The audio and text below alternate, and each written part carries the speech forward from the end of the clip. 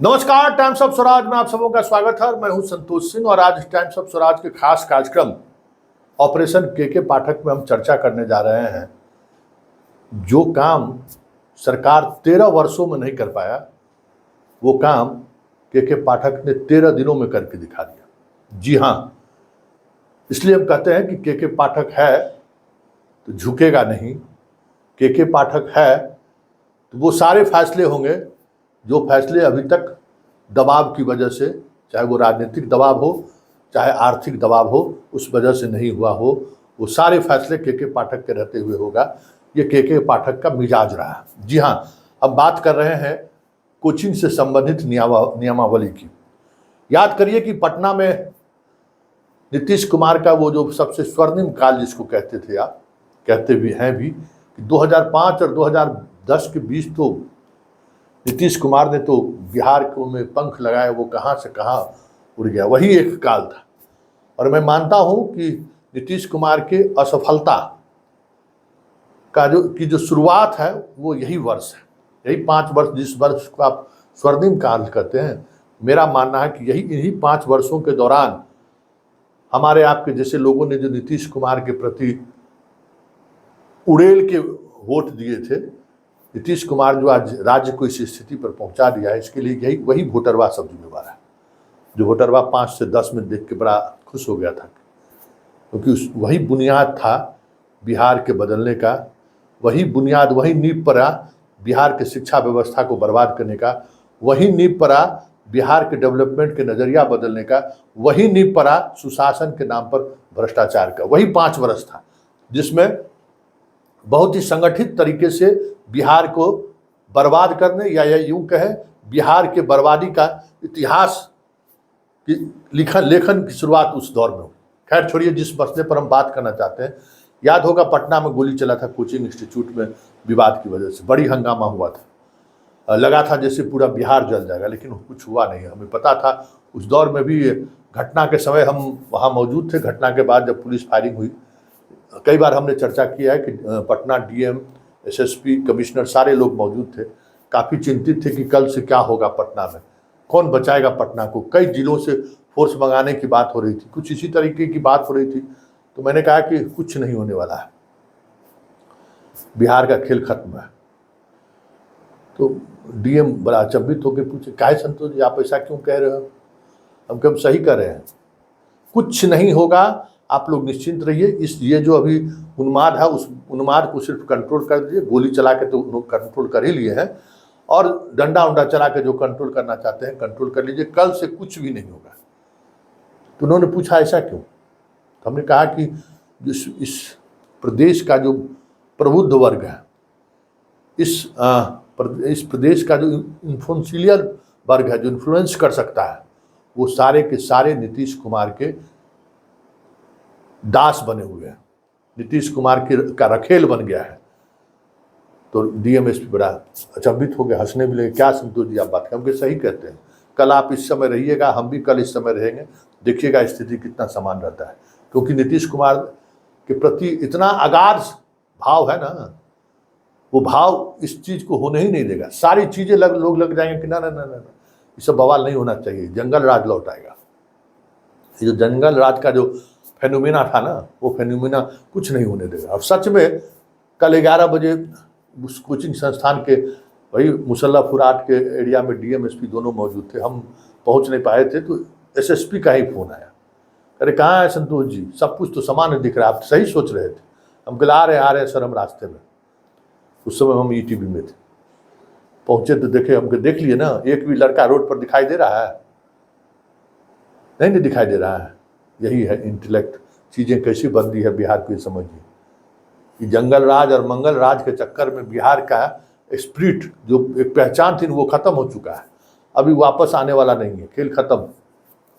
चलिए अब बात कीजिए, विषय वस्तु पर आते हैं। उस दौर में बड़ी ज़बरदस्त हंगामा हुआ और बिहार विधानसभा में 2010 की हम बात कर रहे हैं, कोचिंग संस्थान को लेकर एक विधेयक आया, और उस विधेयक में बड़ी तामझाम से वो विधेयक लाया गया। लेकिन उस विधेयक तो आ गया, 2010 में पास भी हो गया विधानसभा और विधान परिषद से, लेकिन उसका नियमावली नहीं बन सका। और जब तक नियमावली नहीं बनेगा तब तक जो है सो सवाल ही नहीं है। कितने कमजोर थे उस समय मुख्यमंत्री नीतीश कुमार, आप समझ लीजिए। 2010 की हम बात कर रहे हैं, जिस समय में आप जिस पर फिदा थे, बीजेपी, जदयू, जंगल राज के समाप्त करने वाला प्रणेता, वो सारे लोग एक साथ सरकार में थे, बड़ी मजबूत सरकार थी, कितना बहुमत दिए थे याद करिए। लेकिन कोचिंग संस्थानों के सामने नाक रगड़ने लगे ये लोग। जैसे ही कोचिंग संस्थानों ने दबाव बनाना शुरू किया, चे चे चे चे करने लगे, हिम्मत हार गए। नियमावली नहीं बना, बताइए इससे बड़ा फेल्योर, स्टेट का फेल्योर और क्या हो सकता है कि आप कोई कानून बना रहे हैं और उस कानून को का पालन के लिए जो नियमावली बनना है वो नियमावली आज तक नहीं बना। और के पाठक जो 13 साल 2010 और अभी 2023 है, 13 वर्षों में जो काम आप नहीं कर सके वो आदमी 13 दिन में करके दिखा दिया। अब उस नियमावली का मतलब समझ लीजिए। वेबसाइट पर प्राथमिक शिक्षक, माध्यमिक शिक्षक वाला जो वेबसाइट है उस पर डाल दिया गया है 3000 स्क्वायर फीट का कम से कम एरिया होना चाहिए, पहली शर्त। दूसरी शर्त, शौचालय, वाचनालय सब कुछ होना चाहिए, अलग अलग लड़के लड़कियों के लिए, बेसिक चीज समझ लीजिए। और आपको रजिस्ट्रेशन कराना होगा, रजिस्ट्रेशन मस्ट होगा। जिला अधिकारी डीएम के यहाँ आपको रजिस्ट्रेशन कराना है, और रजिस्ट्रेशन कराने के दौरान आपको ये शर्त माननी पड़ेगी, स्कूल की जो अवधि है उस अवधि में आप कोचिंग नहीं चलाएंगे। कोचिंग चलाएंगे तो आपका रजिस्ट्रेशन रद्द हो जाएगा। साथ ही कोचिंग का जो फीस निर्धारण होगा उसमें डीएम को हस्तक्षेप करने का अधिकार होगा। उसके अलावा कोचिंग में कोई भी सरकारी स्कूल का मास्टर नहीं पढ़ाएगा, कोई भी सरकारी स्कूल कॉलेज का प्रोफेसर नहीं पढ़ाएगा, और ऐसा प्रोफेसर और टीचर भी नहीं पढ़ाएगा जो सरकार के द्वारा अनुदान से लाभ उठा रहा है। मतलब फंडा क्लियर है कि कोई भी शिक्षक, सरकारी शिक्षक कोचिंग संस्थान न चला सकते हैं, न कोचिंग संस्थानों में पढ़ा सकते हैं। बात स्पष्ट है। और इसी स्पष्टता के साथ के पाठक ने कहा था तो सारे के सारे लोग प्रेस कॉन्फ्रेंस करना शुरू कर दी थी। बड़े बड़े जो कोचिंग माफिया यहाँ पे हैं, जिनको ये भ्रम है कि हम सरकार को जो चाहेंगे सो कर लेंगे, अब वो भ्रम दूर होगा। क्योंकि पाठक जब से शिक्षा विभाग के अपर मुख्य सचिव बने हैं, सबसे पहले उन्होंने मंत्री से लड़ा, मंत्री साहब गए। उसके बाद विभाग का जो स्वयंभू लोग था उसको पटना से भगाया। उसके बाद स्कूल के जितने स्कूल के मास्टरवा सब था जो फरार रहता था, फिर कहेंगे मास्टरवा, जो फरार रहते हैं उसके लिए, और जो पढ़ाते हैं उसके लिए मास्टरवा नहीं, उसके लिए शिक्षक, गुरु जी, एकदम सैल्यूट वाला। सबको औकात बता दिया। विधायक की बीवी, विधायक की बेटी, मंत्री की पत्नी, सबको ड्यूटी जाना पड़ा ना। कोई समझौता नहीं करा पाया, झुका नहीं सका, सबको जाना पड़ा। नियमित स्कूल में जाके बैठना पड़ रहा है, नहीं झुका सका ना। और चौथी बात, छुट्टी को लेकर जिस तरीके से कल गोलबंदी की गई पाठक की, और धर्म के आधार पर जिस तरीके से घेराबंदी करने की कोशिश हुई, आज हिंदुस्तान अखबार का एडिटोरियल पढ़ लीजिए। मतलब हिंदुस्तान अखबार का एडिटोरियल, मतलब सिर्फ ये बिहार में ही नहीं छपा होगा, पूरे देश में जहाँ जहाँ हिंदुस्तान अखबार छपता है वहाँ वो एडिटोरियल छपा है। और उस एडिटोरियल में देखिए के पाठक के फैसला की कितनी सराहना की गई है। मतलब राष्ट्रीय स्तर पर भले धर्म के आधार पर बीजेपी इस मामले को लेकर आगे बढ़ी है, लेकिन जो बौद्धिक तबका है वो तबका के पाठक के इस फैसले को किस तरीके से सराहना कर रही है, हिंदुस्तान अखबार के आर्टिकल्स पढ़कर आप समझ लीजिए। तो चौथा भी दबाव नहीं चला तो कोचिंग वाले के क्या विसात। 200-500 करोड़ का धंधा पानी करने वाला 10-20 करोड़ रुपया नेता तक पहुंचा देगा। लेकिन दिक्कत क्या है कि हर कोचिंग संस्थान वाले को राजनीति का भूख है आने में। एक बात समझ लीजिए, जितना खान पान शान जितना है, सबकी राजनीतिक इच्छा है कि हम विधायक बने और एमपी बने। पैसा जब बहुत हो जाता है ना बिहार में, तो यही है कि हम नेता बनेंगे।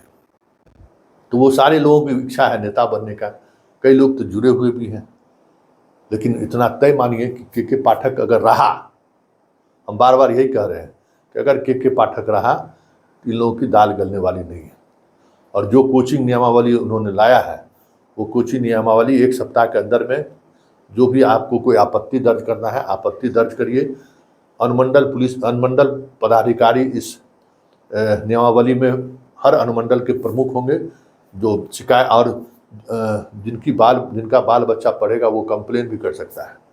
पैसा ले लिया और पढ़ाता नहीं है, टीचर जो कह कर भाग गया, तो ये सारी चीज़ों का कंप्लेन आप दर्ज कर सकते हैं अनुमंडल पदाधिकारी के पास। मतलब अनुमंडल से लेके राज्य मुख्यालय तक सारे कोचिंग एक नियम के तहत चलेंगे, और उस नियम का उल्लंघन करेंगे तो उनका पंजीयन भी रद्द होगा और FIR भी दर्ज होगा।